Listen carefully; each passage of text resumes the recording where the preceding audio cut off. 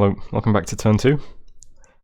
Everyone's favourite. We got our research in enchantment and alteration. I'm going to go up to enchantment 3 next, just quickly. Since we do have the expanding profit with D3, I thought I might as well pick up rose skeletons quickly. It shouldn't take too long, and we want to get enchantment to 5 anyway. So we'll do that first, and then I'll switch back to alteration, get that up to 4 maybe. And then it depends what position we're in at that point. If we have some nature gem income, I might go all the way to 5 and try and get Mother Oak casted. If we have a Great Red Moor somewhere, and some pearls, I'll try and get Strange Bedfellows casted. But one of those will be our first early target. Until then, I'll get skeletons and then swarm. Profits were declared. I haven't looked at any of these yet, so let's see who has what. Human who will die to a giant. The Castellan. The profit of my giant wheel does nothing. Leaf Heart. Profit of Star. We have Ganon Chan. Profit of Big Burning Hot Mama. I'm disassociating really bad. LMFAO. The profit of my ass is ridiculously hairy. These all seem to be names generated by the Discord bot. A girl, a monster, a baseball bat, another Castellan. Profit of exciting movie poster taglines. Pseudolus, the B-Archon. Profit of Time Squad into Ura's Roman. We have Chairface. Profit of I will write my name on the moon. There's me. Bees love it! Profit of stuffing my shirt full of bees. Ever expanding ancestral lands. The Imperial Guard. Oh, Imperial General. Should be the profit of the One Kazuya policy. Death Row Records. The War Prince. The profit of Whack-Ass Whacker Prison. I like that name. And that's it. So no profit from Kirkostaculus yet.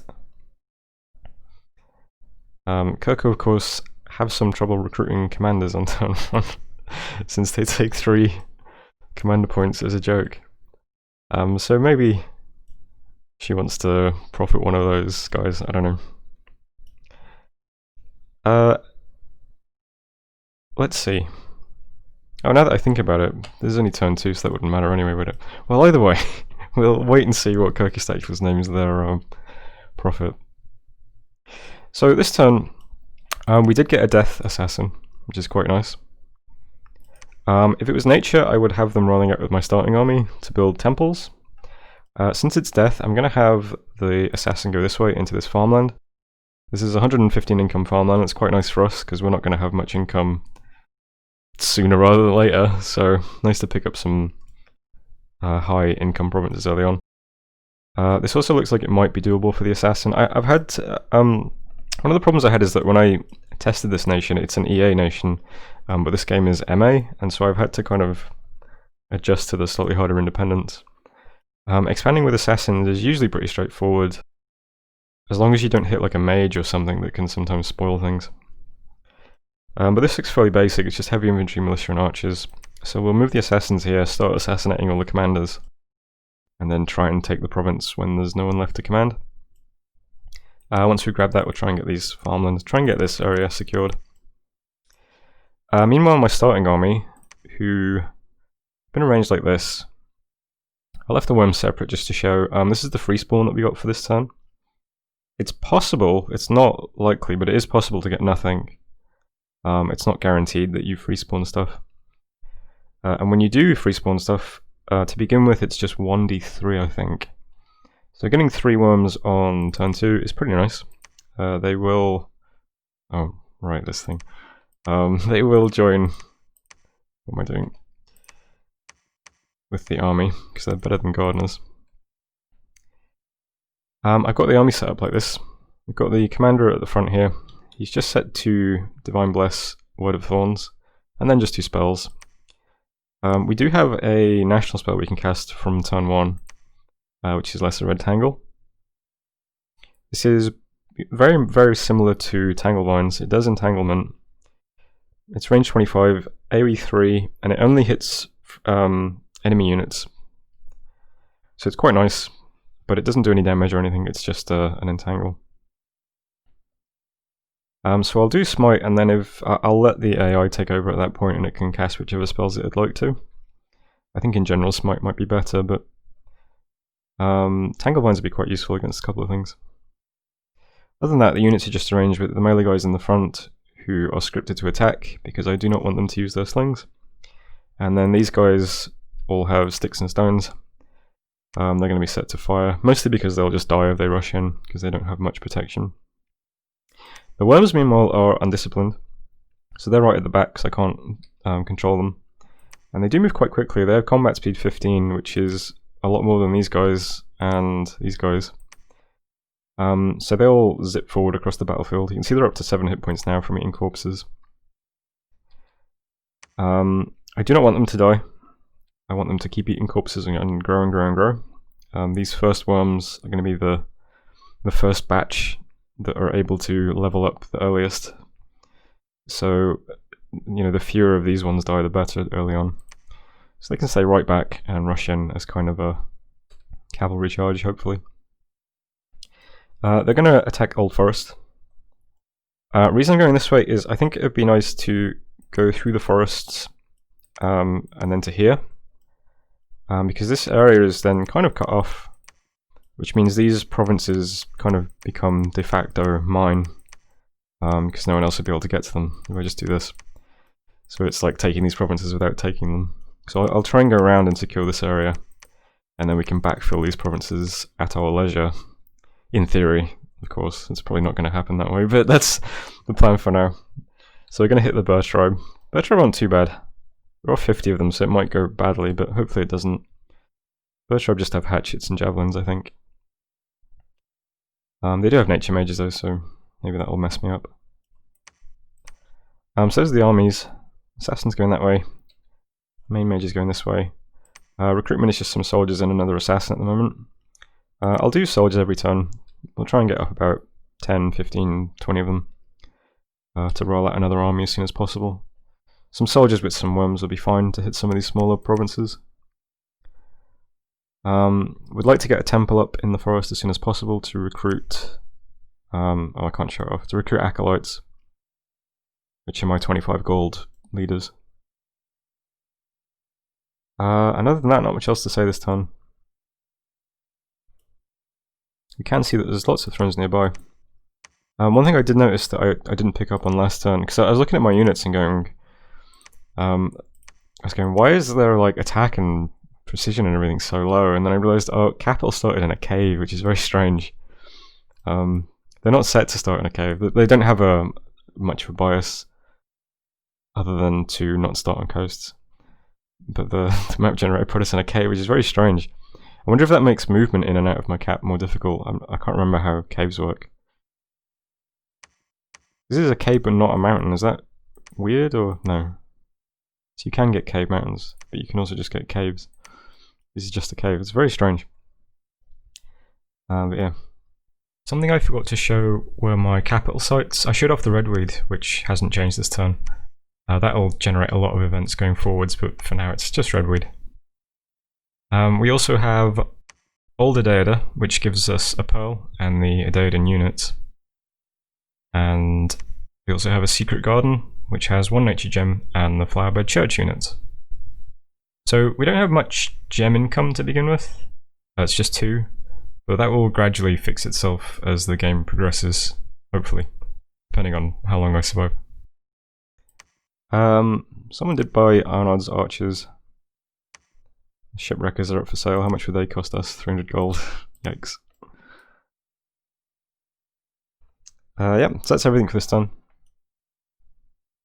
One thing that is interesting about being in a cave in my cap is that we do actually have... So, our fort PD is quite interesting. So we get a lot of militia and flowerbed guys. We also get red tendrils who are blind, but they are also immobile.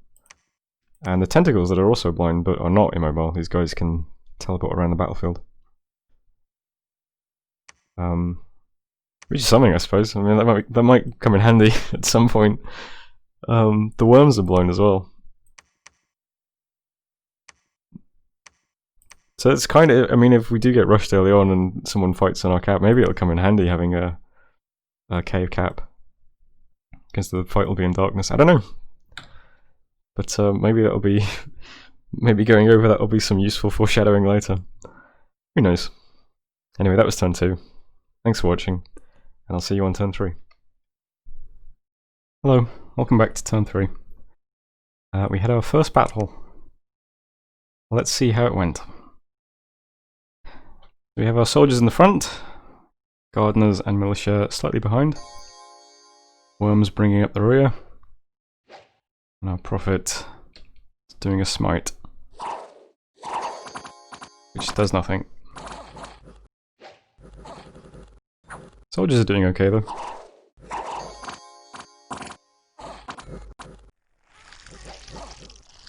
In go the worm colonies. So worms do 1 point of damage max, but they get 3 attacks per round. So up to 3 damage per round from these little guys. They're size 1, they have no protection but they've got 10 invulnerability and they have slash and pierce resistance, very very low amount of regeneration. I think that's it really. They do have unsurroundable 1 and affliction resistance for what that's worth.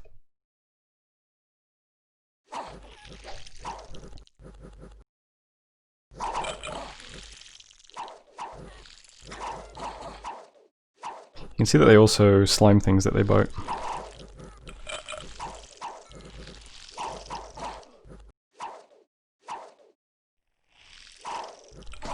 I'll speed this up now.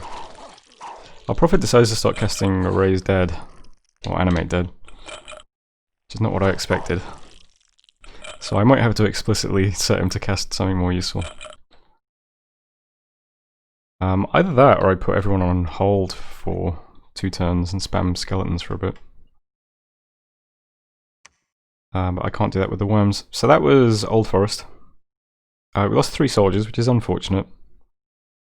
But still that went quite well. It was against 40 units, so can't complain too much. Decent province. It gives us a forest, which means we can recruit our acolytes now. Other than that, it's a medium population, 40 income, it's fine. We've got quite a lot of provinces near us that are quite high income, interestingly. I noticed this one over here is 136 income, which is quite nice. We've got the farmland, of course, which is 102. This one's 107. And these provinces aren't too bad. We've got 2 provinces that has 69 income, which I'm sure is a good omen of some kind. Either way, the assassin that we recruited this turn is Nature, so he's just going to head to Old Forest to put up a temple. There's not much else for him to do at the moment. Once the temple's up, we can start recruiting the acolytes. We need labs for the wild men. And if we had both a lab and a temple, we could get the Bird Tribe Shaman, of course. Don't think we'll be doing that though. Prophet Army is going to continue on to Hall Woods. We can see dark candles here. So we might have a neighbour quite close to us. Maybe here? That would be unfortunate. Because I want to take Karnag.